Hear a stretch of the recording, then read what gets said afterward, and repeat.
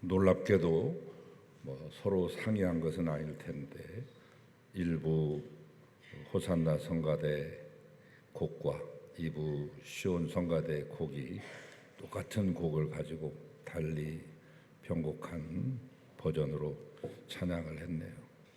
하나님의 은혜로 정말로 우연이라고 하기에는 필연에 가까운 귀한 하나님의 은혜입니다. 성가대에 감사를 드리고, 오늘 우리가 첫 번에 불렀던 임내송을 여러분 늘 좀 길지만 꼭 부르시기를 바라요. 장중하고 정말 아름다운 예배자의 자세가 저절로 이 찬양을 부르면 생겨날 수밖에 없는 정말로 아름다운 가사들입니다. 근데 이 놀라운 것은 이 가사를 지으신 분이 우리 교회의 김정준 목사님이시죠. 만수, 우리 교회 도서관 이름이 만수인데 그분의 호가 만수예요. 만수 김정준 목사님. 이게 1967년에 지어진 곡인데 아마 우리 교회가 저 한신대 강의실 그리고 또 채플실에서 드리던 바로 그때 지어진 것 같습니다. 여러분과 함께 예배를 드리면서 지어진 곡이니까 우리 교회와 아주 밀접한 영적인 교감을 가질 수 있는 귀한 찬양이에요. 그러니까 여러분 귀하게 여기시고 꼭 그 찬송 부르시기를 바랍니다. 여러분들은 참 많은 영적인 혜택을 받고 계신 성도들이다, 이렇게 볼 수 있습니다. 여러분이 그것을 인지하시든 그렇지 않든 간에 자부심을 가지시고 믿음 생활 하시면 좋겠습니다. 자, 창조 세계 이야기를 하면서 창조하신 7날 동안에 이루어진 이야기를 지금 나누고 있습니다. 창조절기이기 때문에 다시 새삼스러운 얘기를 반복하고 있습니다만, 성경의 묘미는 똑같은 말씀을 똑같이 얘기를 해도 받아들이는 사람 모두가 다르고 그때마다 감흥과 깨달음이 다르기 때문에 창조절기에 창조절 넷째 날에 일어난 이야기를 여러분에게 말씀드리겠습니다. 창조절 넷째 날은, 셋째 날은 풀과 씨 맺는 채소와 열매 맺는 나무를 만드시는데, 셋째 날은 저 새롭게 만드신 궁창에다가 해와 달과 뭇별들을 걸어 놓으시죠. 오늘 그 얘기 하겠습니다. 해와 달과 별이라고 하는 것은 우리가 볼 때는 놀랍고도 웅장한 것이지만 결국에는 그것들은 사람을 위해서 지어진 것이다 라고 하는 창조의 목적을 밝히고 있습니다. 6날 동안 창조하시는데 다른 날은 그런 말이 안 나와요. 그 창조의 목적이 뭔지가 안 나와요. 그러나 넷째 날과 여섯째 날은 나와요. 넷째 날 해, 달, 별, 그 목적이 뭐냐? 땅을 비추게 하기 위함이다. 바로 너희를 비춰주게 하기 위해서 만들었어 라고 하는 목적을 분명히 말씀하고, 여섯 번째 되는 날에 인간을 만드실 때 인간을 창조하신 목적도 명시해 주셔요. 뭐 때문에 만들었느냐? 이 땅을 잘 관리하라고. 거기에서 정복하고 다스리고 이런 표현이 있습니다만 한마디로 말하면 잘 관리하라. 근데 오늘 이 넷째 날 분명한 목적을 말씀해 주신 해, 달, 별의 창조, 실제로 이 신구약 성경을 직접 접해보지 못했던 세계의 모든 그 고대 민족들은 한결같이 이 지구의 열과 그리고 빛과 에너지를 공급해 주는 그 외면적인 현상에 이끌려서, 그 매력에 이끌려서 그 큰 마력과 같은 것이죠. 이런 태양이나 달이나 특정한 별들을 숭배해 왔습니다. 고대인들은 하늘에서 비치는 이 거대한 빛덩어리를 보고 절대적인 신이라고 생각하고 받들었습니다. 태양을 신으로 모시고 그 태양신에게 기꺼이 자기의 귀한 아들까지 인신제사로 해서 바칠 정도, 그 정도의 충성심을 보였죠. 태양신이 노하면 가뭄이 시작되고 농사고 뭐고 다 망친다라고 하는 두려움이 그들을 압도하고 있었던 것입니다. 이집트의 최고의 신 태양신 라신이었습니다. 또한 달 역시 고대인들에게는 운명을 점치는 여신으로 간주가 되었어요. 대표적인 게 고대 이 메소포타미아 문명, 이 수메르 문명에서 이 달이 신으로 등장하는 장면이 많이 나옵니다. 비단 길가메시 서사시뿐만 아니라 수많은 그런 신화적인 요소 가운데도 달이 신으로 등장하죠. 왜냐하면 달이라는 것처럼 변화무쌍한 게 없잖아요. 태양은 동그란 모습으로 있지만 어쩌면 달이 더 두려울 수도 있습니다. 완전히 꽉 찬 둥근 모양이 됐다가 어떤 때는 반쪽짜리가 됐다가 어떨 때는 신락같이 되기도 하고 어떨 때는 달이 아예 없어지는 현상이 생기기도 하고 어떨 때는 슈퍼문이 됐다가 어떨 때는 레드문도 연출하는 이 달이야말로 얼마나 큰 두려움의 존재였겠습니까? 그 당시에는 그래서 이 달빛을 잘못 받으면 정신 이상이 된다고 해서 항상 밤중에는 머리에다가 두건을 쓰고 다니는 풍습이 생겨날 정도였으니까요. 정신병이라고 하는 말의 영어의 단어는 루나틱입니다. 루나, 달이라고 하는 말에서 나왔어요. 이 루나틱이라고 하는 것은 정신병자 미치광이를 말하는 건데 달에서 나오는 연기를 잘못 받으면 미쳐버린다라고 여겼기 때문에 정신병자를 루네틱이라고 그렇게 표현했습니다. 달을 신격화한 것이죠. 달이 신이 되고 말았습니다. 또한 별 또한 만만치 않은 존재였는데 이집트의 왕들을 가리키는 호칭이 있습니다. 파라오. 그래서 그들의 그 묘에서 나온 여러 가지 모양의 황금 가면도 나오고 그 묘에서 나온 부장품들, 황금 수레들, 투트모스 3세랄시 이런 분들 걸 보면은 어마어마하죠. 그런데 그분들을 위해서 또 더 어마어마한 거대 거석을 만들었으니 그게 피라미드입니다. 근데 이분들이 누워 계신 그 관에서 이분들의 눈과 일치하는 곳, 딱 누웠을 때 딱 바라보는 곳에 구멍을 뚫습니다. 피라미드에 구멍을 뚫어 놓는다고요.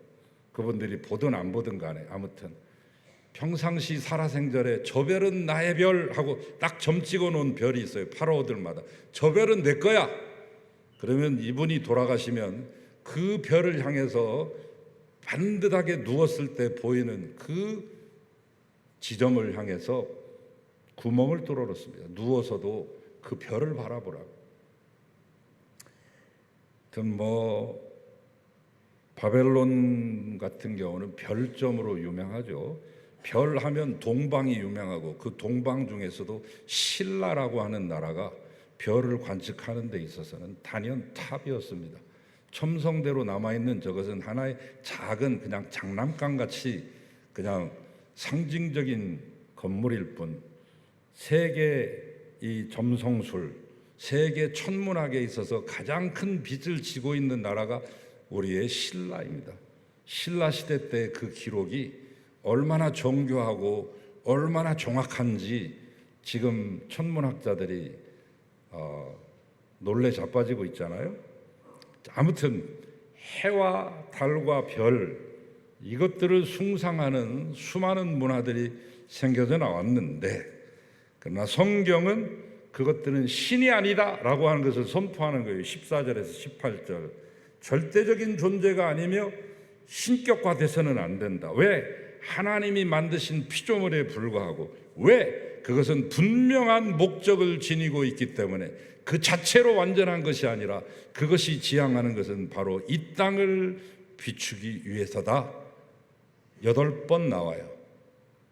이 땅을 비추기 위해서다. 뭐뭐 하기 위하여라는 이 전치사가 14절에서 18절 이 5절 동안 무려 8번이 등장하고 있단 말씀입니다. 뭘 말하는 거냐? 자체의 능력이 있는 게 아니라 다른 피조물을 위하여 철저하게 봉사하게끔 하나님이 만드신 피조물이다. 사람들이 워낙 태양과 달과 별들이 광대하고 신비스럽기 때문에 우상으로 섬길 그런 가능성이 있다는 것을 하나님이 미리 아시고 철저히 경계하신 내용입니다. 뭐뭐 하기 위하여 만들어진 것들이다. 해도 달도 별도. 자, 이 넷째 날 이제 창조의 과정을 살피고 그 목적을 살피면서 하나님의 치밀한 창조의 솜씨를 만나보기로 하죠. 14절에 보면은 하늘의 궁창에 광명체들이 있었다 이렇게 묘사합니다. 여기서 14절에 나오는 광명체, 그리고 첫째 날 만드신 빛이 있으라 하심에 그 빛이 있었다라고 하는 그 빛과는 다른 겁니다. 3절에 나오는 빛이 있으라 할 때 나오는 그 빛은 뭐냐면 오르입니다. 히브리어로. 이 광명체 14절에 나오는 해, 달, 별과 같은 광명체는 뭐냐면 마오르입니다. 오르는 빛 자체, 밝음을 말하는 것이고, 마오르, 접두사가 붙인 마가 붙은 말은 뭐뭐하는 장소, 뭐뭐하는 것이라는 그런 뜻이거든요. 그러니까 마오르라고 하는 말은 빛을 내는 곳, 빛의 도구를 말하는 것입니다. 창조 첫날의 빛과는 확연히 다른 것을 여러분이 인식하시고 말씀에 들어가겠습니다. 하나님께서 해와 달과 별들을 만드시고 징조와 사시와 일자와 연한을 만드셨다 이렇게 표현했어요. 14절에 보면 징조와 계절과 낮과 해라고 하는 것은 저 태양 선을 말하는 게 아니라 year, 몇 년 할 때 그 해를 말하는 거예요. 징조와 계절과 일자와 연한을 만드신다. 해, 달, 별로 인해서 징조도 생겨나고 사시사철의 계절과 날과 그리고 해가 생겨나는 시간이 탄생하는 순간이죠. 징조 얘기는 제가 생략하겠습니다. 이 1부 때 해보니까 시간이 많아 걸려서. 그럼 사시로 넘어가죠. 사시라고 하는 것은 계절인데 봄, 여름, 가을, 겨울의 아름다운 조화를 만들어내셨습니다. 낮과 밤, 사시와 연한이 생겨나게 되는 순간이 바로 넷째 날인 것입니다. 그때 그날에는 두 큰 광명체를 만드셨으니 하나 더 큰 광명체는 해요. 그보다 조금 더 작은 사이즈의 광명체는 낮입니다.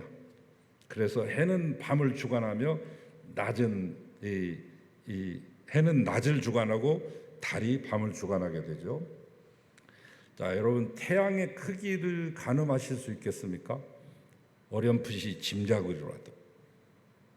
낮을 주관하는 광명체인 태양의 크기는 지름이 140만 킬로미터입니다. 지구의 109배의 사이즈를 자랑합니다. 지구로부터 태양까지의 거리는 1억 5천만 킬로미터입니다. 지구로부터 달과의 거리에 420배에 달하게 되죠. 태양에서 나오는 열과 빛, 우리의 상상을 초월합니다. 태양에서 나오는 열과 빛은 수소 원자가 헬륨 원자로 변할 때 나오는 에너지거든요. 수백만 개의 수속 폭탄과 같은 엄청난 에너지를 자랑합니다. 제가 40여 년 전 그 당시에 FM, KBS FM 주로 이제 클래식이 많이 나오는 그 채널을 많이 들었습니다. 평상시에. 거기서 그 세상의 모든 음악 같은 이런 우리에게 알려지지 않는 세상의 지구상에 있는 별의별 음악들을 다 들려주는 그런 코너가 있었어요. 아니 그런 방송이 있었어요. 그런 타임이 있었는데 그 중에 딱 한 번 태양이 떠오를 때 들리는 그 소리를 들려주더라고요. 40여 년 전이니까 지금처럼 과학이 많이 발달하고 기계가 많이 발달할 때는 아니지만 태양이 떠오르는 그 소리를 라디오 전파 방송을 통해서 최초로 들려준 순간에 제가 운 좋게도 감사하게 그 소리를 들었는데 아주 기기묘묘한 기가 막힌 웅장하면서도 무슨 기계음이 마찰음이 일어나면서 생기는 파열음 같은 이런 모든 것들을 다 동원해서 끽끽끽끽 하면서 올라오는 태양이 뜰 때 그 소리를 들은 적이 있어요. 그 소리의 충격이 지금까지도 울려지고 있는데 오늘 이 설교를 준비하기 위해서 예전에 봤던 영상이지만 조금 더 업데이트된 영상이 없나 찾아보기 위해서 BBC 방송에서 방영한 것을 유튜브 채널을 통해서 다시 보고 설교 단상에 올라왔는데, 인간이 접근할 수 있는 최대 지점까지 태양 불타지 않을 정도 적당한 최근접 지점에서 태양을 최근에 촬영한 것을 봤습니다. 정말 제 이 언설로는 표현이 안 됩니다. 이글이글 타고 지글지글 그런 끓고 있는 그 모습은 가히 상상을 초월할 정도인데, 이 지구와 태양의 거리가 아까 1억 5천만 킬로미터라고 그랬죠. 거리 때문에 사는 거예요. 사람이 살고 동식물이 사는 것은 조금만 더 가까운 위치에 있더라도 다 타버리거나 잿더미가 되고 맙니다. 놀라운 것들이죠. 수많은 별들이 있지만 지금도 충돌하거나 궤도를 이탈하지 않고 있다고 하는 이 놀라운 법칙, 하나님의 창조의 신비가 얼마나 놀랍습니까? 시편 8편 8편 3절 4절에 다윗은 그 창조의 세계를 보고 그의 말로서 이렇게 표현하고 있습니다. 주의 손가락으로 만드신 주의 하늘과 주가 베풀어 주신 달과 별들을 내가 보오니 사람이 무엇이간데 주께서 저를 생각하시며 인자가 무엇이간데 주께서 저를 권고하시나이까. 놀라운 창조주 하나님을 찬양하고 있죠. 여러분, 태양은 하나님의 말씀 안에서 창조된 엄청난 열과 빛과 에너지 덩어리인데, 그것을 가지고 무엇을 하느냐? 하나님의 빛의 청지기의 역할을 수행하고 있는 것입니다. 해와 달을 만들지 않았다면 생물체가 살 수 없는데, 해가 지금도 우리에게 빛과 열을 주기 때문에 저와 여러분이 여기 존재하고 있는 것이죠. 그만큼 하고, 달은 어떤 유익을 주냐? 달은 태양의 빛을 우리에게 고스란히 반사해 주는 고마운 역할을 하고 있습니다.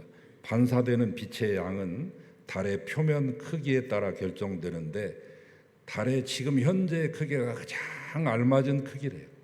달이 그보다 더 커도 안 되고 더 작아도 안 되는 겁니다. 우리에게 반사체로서의 역할을 하기에 가장 적합한 사이즈를 지닌 달, 더욱이 달은 지구를 향해서 늘 같은 면만 보여주잖아요. 같은 면을 보여주면서 공전하고 있습니다. 지구에 있는 이 관측자들은 달의 이면을 결코 볼 수 없습니다. 제 아무리 최첨단 망원경을 사용하더라도 광학 렌즈가 장착된 망원 렌즈로도 지구의 이면, 달의 이면은 보여주지 않습니다. 왜? 그 모습을 그대로 간직하고 있어야 태양을 반사해서 우리에게 비춰줄 수 있기 때문에 일정량의 빛을 지구로 공급하기 위한 것이죠. 그래서 사람들은 이렇게 생각합니다. 태양만 있으면 되지 뭐 달까지 있어야 돼? 아닙니다. 요즘 이 학계에서 공부를 하고 연구를 한 결과 일부 생물들은 야간에 일정량의 빛을 필요로 하고 있는 것으로 보고가 됐어요. 창세기 1장 16절, 작은 광명, 즉 달로서 밤을 주관하게 하심으로 하나님의 숨겨진 이 섭리의 비밀이 드러나기 시작했어요. 두 번째, 달의 존재의 이유는 중력이죠. 지구의 중력을 유지시켜주는, 지구와 달이 서로 당기는 힘의 세기가, 이것을 버텨내기 위해서 직경 850km의 강철 케이블이 필요합니다. 강철 케이블로 만들면 직경 850km의 강철 케이블이 있어야 이 당기는 힘의 세기를 지탱할 수 있어요. 달은 지구와의 평균 38만 4,400km 떨어져 있죠. 이것을 유지하기 위해서 편심도 0.05도로서 일정한 양으로 돌아갑니다. 지금까지 발견된 어떤 행성이나 위성보다 가장 정밀한 원 운동을 하면서 돌아가고 있습니다. 지구에 있는 이 생명체를 보존하기 위해 지구와 달이 정확한 원 운동을 할 수 있도록 배려하신 하나님의 손길.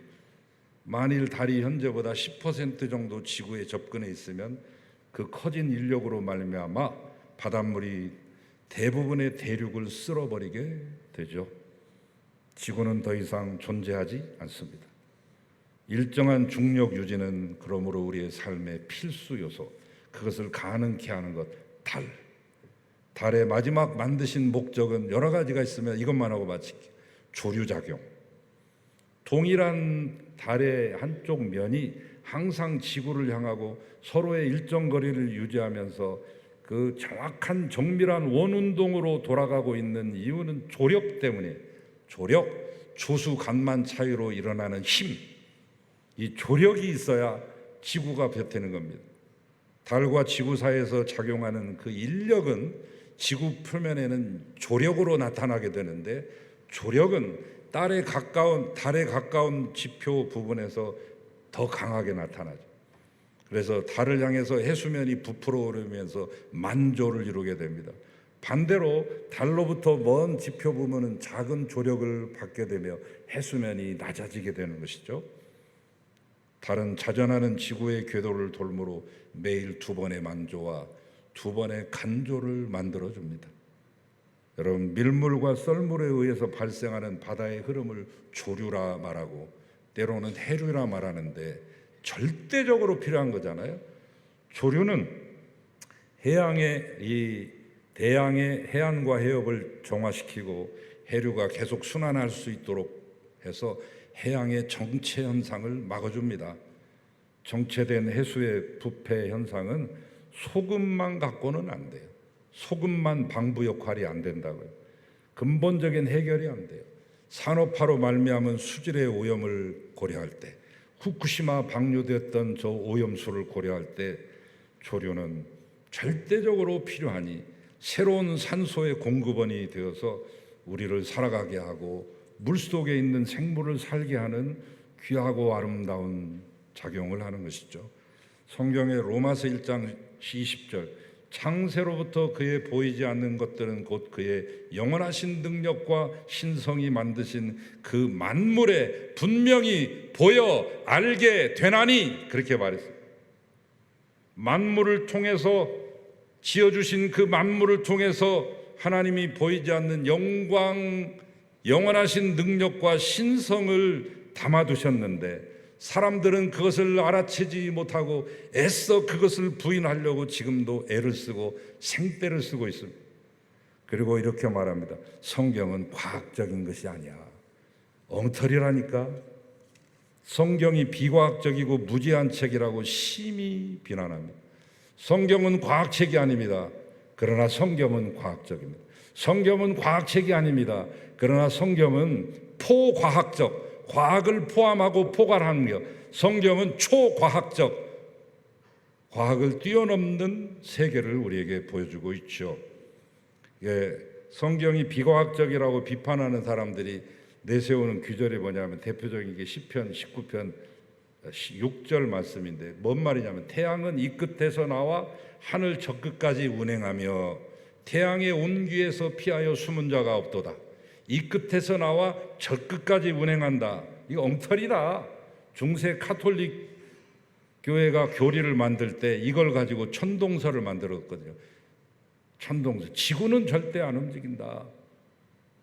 태양이 움직일 뿐이다. 그런 말을 했습니다만, 그러나 코페르니쿠스나 케플러나 갈릴레이가 보니까 그게 아니거든요. 지구가 안 움직이는 게 아니라고요. 지구도 움직이고 있다. 그거 얘기 잘못했다가 재판소 앞에 가서 크게 혼쭐 나고 나오는 김에 갈릴레오가 재판정 문 앞에서 그 말을 외쳤다고 전해지죠. 에프레시 무아베, 그래도 지구는 돌아, 이런 말 했다는데 그 말은 정확하진 않고 후세 사람들이 만들어낸 말 같습니다만, 그래서 이제 세월이 한참 지나서 지구가 돈다는 것을 밝혀내서 그래서 사람들이 말합니다. 성경은 엉터리야. 믿을 만한 게 뭐 돼? 지구가 돌지 왜 태양이 돈다는 거야? 천동설이 엉터리라고 하는 것을 말하는데 과연 그럴까요? 그렇지 않습니다. 최첨단 우주 과학자들이 모여있는 나사의 과학자들도 우주 비행선을 띄울 때 우주 비행을 할 때 계산을 해요. 지금 이제 우주선이 날아가고 있지만 우주선은 정지되어 있다라고 치고 다른 모든 별들이 우주선을 돌고 있다는 상대적 운동으로 계산해서 우주선을 쏘아 올립니다. 이 계산 안 하면 반드시 떨어져서 추락하고 폭파하거든요. 이 말은 뭔 말이에요? 지구만 도는 게 아니라 다른 것들도 함께 돌아가고 있다는 것을 말해요. 뿐만 아니라 최근에 와서 놀라운 발견을 하나 하게 되는데 은하계 자체가 맹렬한 속도로 회전하면서 지금 움직이고 있다. 은하계라고 하는 것은 별이 한 수천억 개 모일 때 갤럭시, 은하계로 쳐줍니다. 그럼 10만 개에서 100만 개 정도 되는 것은 클러스터, 스타 클러스터, 성단이라고 말하고 이 스타 클러스터들이 모여가지고 1000만 개, 수천만 개를 이루면 그게 은하계, 갤럭시가 되는데 우주라고 하는 유니버스, 우주는 은하계, 갤럭시 수천억 개의 별이 수천억 개 있는 게 우주인데 몰라요. 몇 개가 있는지를 모르는데 아무튼 우리가 알 수 있는 은하계도 맹렬한 속도로 회전하면서 움직이고 있고 태양은 태양계들에 속해 있는 모든 별들을 함께 데리고 시속 100만 킬로미터 로켓가 가는 것에 10배 이상의 속도로 돌고 있습니다. 지금 이 시간에도 돌고 있습니다. 워낙 빨리 돌고 있기 때문에 우리가 느끼지 못할 뿐인데 그러므로 시편 19편 6절 말씀 하늘 이 끝에서 저 끝까지 운행한다고 하는 것이 사실로 밝혀졌다고요. 옛날에는 천동설만 주장하다가 지구가 돈다는 사실을 비로소 알고 뒤늦게 지동설 주장했지만 다 틀린 거예요. 아니 다 맞는데 한쪽만 아는 거예요. 성경 그대로 받아들이셔도 됩니다. 천동지동설입니다. 천동도 되고 지동도 되는 거예요. 성경은 우주에 대해서 수많은 얘기를 합니다. 창세기보다 훨씬 이전에 기록된 창세기가 지금부터 한 2,400년 전에 기록된 거거든요. 바벨론 포로 이후에 돌아와서 기록된 건데 욥기는 그보다 훨씬 더 오래된 3,800년 내지 4,000년 전에 기록된 거예요. 욥이 그 당시 사람인데 노아하고 거의 같은 시대 사람이에요. 그래서 지금 저 터키에 가면 산누우루파가 있는데 산누우루파에 가면 욥의 고향이라고 말하고 동시에 아브라함의 고향이라고 말합니다. 수많은 유적들이 있습니다. 욥이 기도했던 동굴, 욥의 묘지도 있고 아브라함을 기념하는 연못도 동시에 같이 있는 곳인데 거기서 좀만 올라가면 지구 최초의 문명이 발달했다고 하는 괴베클레 테페도 있습니다.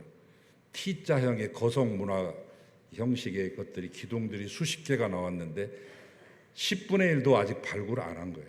거기서 조금 35km 더 가면 카라한 테페가 있는데 이 괴베클리 테페보다 더 많은 T자형 이 거석이 발견돼서 250개가 거기도 아직 다 발굴 안 했어요.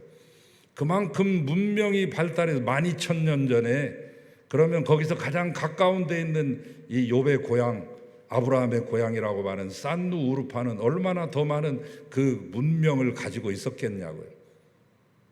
사람들은 그것을 모르고 욥기를 아주 우습게 봅니다. 욥이야말로 이 천지 창조의 특별히 저 천체 부분을 많이 설명했어요. 욥이 하려고 한 게 아니라 하나님이 설명해 주셨어요. 욥아 너 이거 아느냐? 네가 이것을 알아? 알기나 하는 거야? 라고 하면서 말씀했습니다. 그래서 욥이 이런 고백을 해요. 욥기 26장 보면 주께서 땅을 공간에 다셨습니다. 이 지구가 공간에 떠 있다고 하는 것을 묘사한 놀라운 표현이에요. 스텔리 리아체스라고 하는 사람은 욥기야말로 현대 천문학의 경이로운 전제다라고 이 경탄을 하고 칭찬을 했던 부분이 있는데 욥기 28장에 보면 바람의 경중을 정하시고 물을 되어 분량을 정하시며 비를 위하여 명령하시고 울의 변개를 위하여 길을 정하셨도다 이런 표현이 나와요. 더 놀라운 표현은 욥기 38장에 가면 31절에 점입 가경인데 욥아 네가 묘성을 메어 묶을 수 있으며 삼성의 띠를 풀 수 있겠느냐? 이런 말이 나오죠. 묘성은 황소자리에 있는 별이 묘성이거든요. 얼마 전까지는 아무 관계없이 이것들이 뚝뚝뚝뚝 떨어져 있는 줄 알았어요. 개개의 별인 줄 알았는데 아니에요. 인제사 알았어요. 묘성이라고 하는 것은 성단이구나. 떨기별 함께 뭉쳐있는 그런 중력으로 서로 뭉쳐있는 별의 무리들 떨기별이구나 하는 것을 안 지가 얼마 안 됐다고요. 수십 개의 별이 묶여있는 성단이구나. 여러분, 묘성이 개개의 별이 아니라 떨기별임을 천문학자들이 이제서 알았지만 성경은 4,000년 전에 정확한 묘사를 하고 있습니다. 묘성을 메어 묶었다. 이어지는 말씀, 욥아 네가 삼성의 띠를 풀겠느냐? 삼성의 띠는 오리온 별자리인데, 오리온 별자리 사각형 구도를 하고 있는데 맨 밑변에, 사각형 밑변에 세 별이 나란히 있어요. 형제처럼 딱 묶여 있는 것처럼 나란히 있다고. 이걸 삼태성이라고 하고 삼성이라고 하는 겁니다. 장군의 허리띠, 삼태성. 지구에서 보면 별자리가 흔들리지 않고 딱 묶여 있는 것처럼 보인다고. 그러나 하나님이 말했잖아요. 욥아, 네가 삼성의 허리띠를 풀 수 있어? 너는 할 수 없지.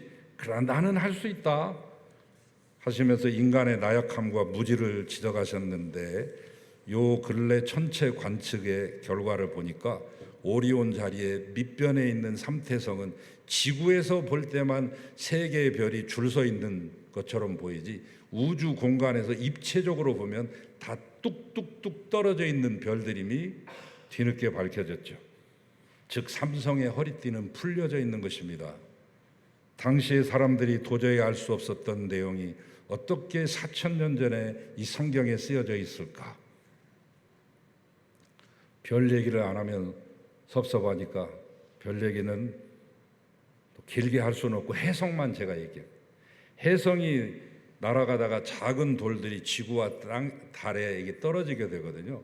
이것을 우리가 운석이라고 하잖아요. 운석의 존재가 과학적으로 밝혀진, 운석이라는 말이 나온 지가 1803년, 221년밖에 안 됐어요. 이것이 그냥 돌이 아니라 우주에서 날아온 돌이라고 하는 것이 밝혀진 게 220년밖에 안 됐다. 여러분, 운석 요새 인기가 많죠.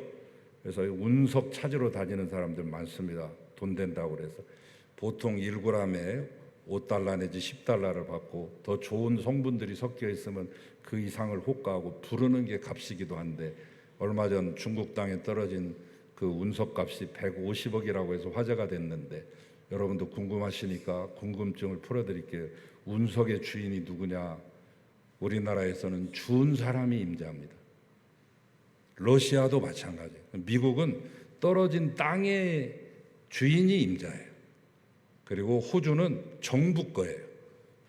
무조건 정부 거예요. 그럼 중국은 어떠냐? 중국다워요. 연구 가치가 있으면 중국 것, 정부 것, 가치 없으면 네 것. 지난번 150억짜리는 누가 가졌을까요? 정부가 가졌지. 여러분, 지금부터 3,300년 전에 쓰여진 여호수아에 보면 여호수아 10장 11절에 아모리 족속과 싸울 때 저 아세가까지 이르러서 쳐가지고 이겼는데 칼로 친 게 아니에요. 쫓아가는데 갑자기 하늘에서 막 멋띠 후두둑 후두둑 떨어졌다고요. 그래서 아모리 족속을 쳐서 승리하게 되는데, 그것을 중국 성경에서 번역할 때 분명히 영어 성경에 The Great Stone, 큰 돌이라고 말했는데 중국 사람들이 번역할 때 우박덩어리라고 번역을 했어요. 우리나라 사람들도 한 150년, 130년 전에 이 구약을 번역할 때 우박이라고 말했어요. 하늘에서 떨어지는 게 뭐 우박밖에 더 있어? 운석을 알 리가 없었죠. 그러나 정확히 더 알려면 히브리어 원어에 보면 나와요. 돌이라는 것이 에벤이라고 말했거든요. 우박은 바라드예요. 우박 바라드라고 쓰지 않고 에벤이 떨어졌다 그렇게 말했습니다. 그게 바로 운석이에요. 우리가 관찰한 것은 200명밖에 안 되지만은 성경에는 이미 3,300년 전에 그 운석의 존재를 그렇게 묘사하고 있는 것이죠. 자, 이제 말씀을 마무리하겠습니다. 넷째 날 해와 달과 별을 만드시고 자전만 하던 지구를 태양을 중심으로 공전하게 만드심으로 주야를 나누실 뿐만 아니라 징조와 사시와 연한을 나누십니다. 주야, 사시, 일자, 연한은 시간을 의미하는 시간적인 개념의 단어죠. 시간이 탄생한 것입니다. 천지도 창조하시고 우리에게 시간도 주셔서 살게 하신 하나님, 특별히 이 땅에 사는 우리는 뚜렷한 사계절을 주신 하나님께 늘 감사하며 사십시오. 이제는 조금 날씨가 변해서 아열대 기후로 바뀐다 해도 지구상에 우리 대한민국만큼 사계절의 변화가 뚜렷하게 존재하는 곳은 지구상에 아무것도 없습니다. 우리나라가 유일합니다. 해를 주신, 달을 주신, 수많은 별들 주신 하나님께 감사하시고, 쉴 수 있는 밤을 주신 하나님께 감사하시며, 일할 수 있는 낮을 주신 하나님께 감사하십시오.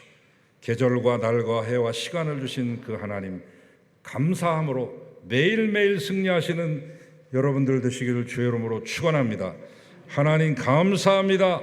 모든 것이 감사하지만 해달별을 만드셔서 이 땅을 비추시고, 하나님 주야와 사시와 일자와 연한을 주셔서 시간의 개념을 가지고 시간의 귀중함과 아름다움을 맛보게 하시고, 그 시간을 통하여서 영원한 시간을 또한 사모하게 하시며, 그 시간을 통하여 영원한 공간을 사모하게 하셔서 영생에 이르게 하신 놀라우신 하나님의 은혜를 감사하는 우리 이 가을 되게 하여 주소서.